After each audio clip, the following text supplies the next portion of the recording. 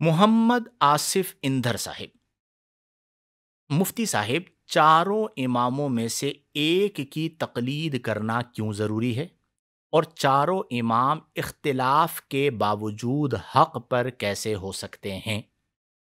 میرے بھائی، سب سے پہلے یہ بات یاد رکھیے کہ ائمہ اربعہ یعنی امام اعظم ابو حنیفہ، امام شافعی، امام مالک اور امام احمد بن حنبل رضی اللہ عنہم، جن کی فقہ ہیں، فقہ حنفی ہے، فقہ شافعی ہے، فقہ مالکی ہے اور فقہ حنبلی ہے، یہ حق پر ہیں۔ ان کا جو اختلاف ہے وہ اصولی نہیں ہے۔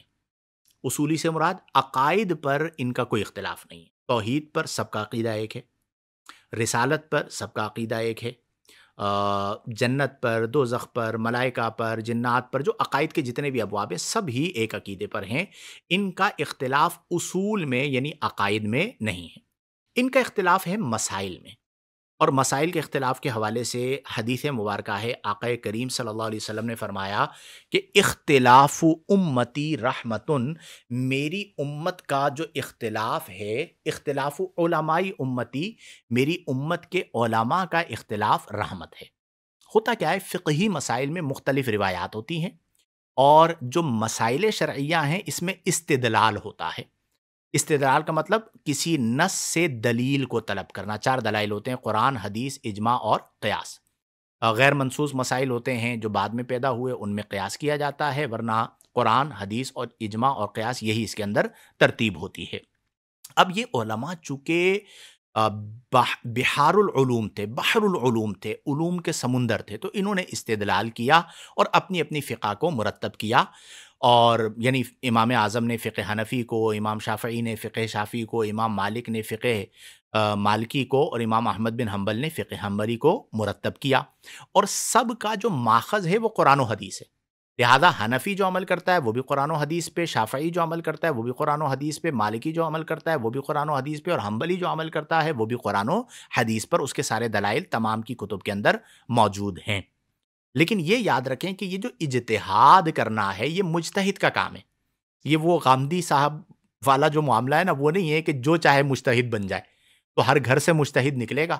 پھر آپ دیکھیے گا امت کا حال کیا ہوتا ہے۔ آج کل سوشل میڈیا پہ آپ نے دیکھا ہی ہوگا کہ ہر پیج پر ایک مجتہد موجود ہے، تو پھر امت کا شیرازہ بکھرے گا۔ مجتہد ہونے کی شرائط ہوتی ہیں، اور یہ جو لوگ تھے یہ اپنے زمانے کے سب سے بڑے علماء تھے، اور ان کا تقویٰ بھی تھا، پرہیزگاری بھی تھی، اور امت نے انہیں قبول بھی کیا۔ تو اس لیے ان کی تقلید کی جائے گی، اور کسی ایک کی تقلید ضروری ہے۔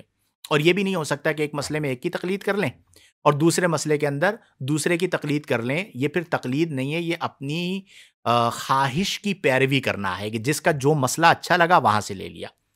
تو یہ چاروں کے چاروں حق پر ہیں، اور انہوں نے خدمت دین کی ہے۔ تقلید کے حوالے سے کبھی مجھے موقع ملے گا تو دلائل تقلید پر میں تفصیلاً گفتگو کر لوں گا۔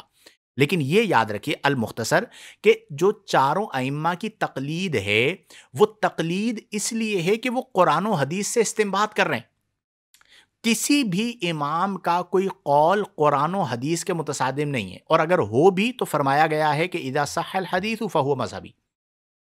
ایک فتویٰ، ایک رسالہ ہے اعلیٰ حضرت امام محمد رضا خان فاضل بریلی رحمہ اللہ کا، اجل الاعلام بان الفتویٰ علی قول الامام، جس میں امام اعظم کا ایک قول سوری ہے، ایک قول ضروری ہے۔ امام اعظم کیا فرماتے ہیں کہ اذا صح الحدیث فہو مذہبی، میرا قول ملا اور میرے قول کے مقابلے میں کوئی حدیث صحیح آ گئی تو آپ فرماتے ہیں میرے قول کو نہیں لینا، فہو مذہبی، وہ حدیث میرا مذہب ہے۔ وہ امام اعظم کا قول ضروری کہلاتا ہے۔ تو ان تمام نے اس بات کو، غالباً امام شافعی رحمہ اللہ کا ایک موقع پر آپ نے فرمایا کہ اگر میرے قول کے مقابلے میں حدیث مل جائے تو میرے قول کو دیوار پر دے مارو۔ تو یہ تمام کے تمام قرآن و حدیث سے مستفاد ہیں، قرآن و حدیث سے استدلال کرنے والے ہیں۔ اور یہ وہی بات ہے کہ قرآن میں اللہ نے فرمایا فَاسْأَلُوا أَهْلَ الذِّكْرِ إِن كُنتُمْ لَا تَعْلَمُونَ، اگر تم نہیں جانتے تو اہل علم سے پوچھیے۔ اب یہ جو غیر مقلدین ہمارے یہاں پائے جاتے ہیں، جن کے یہاں تقلید حرام ہے، یہ لوگ بھی کیا کرتے ہیں، ان کی عوام جو مسئلہ سمجھ میں نہیں آ رہا ہوتا، علم نہیں ہوتا، اپنے عالم سے پوچھتے ہیں۔ عالم سے پوچھیں تو درست ہے، ہم امام اعظم رضی اللہ عنہ کی فقہ سے پوچھیں اور اس سے بیان کریں تو یہ غلط ہے، تو یہ بالکل درست نہیں ہے۔ اس لیے تقلید ضروری ہے، اور یہ تقلید ایسا نہیں ہے کہ قرآن و حدیث کے مقابلے میں ہے۔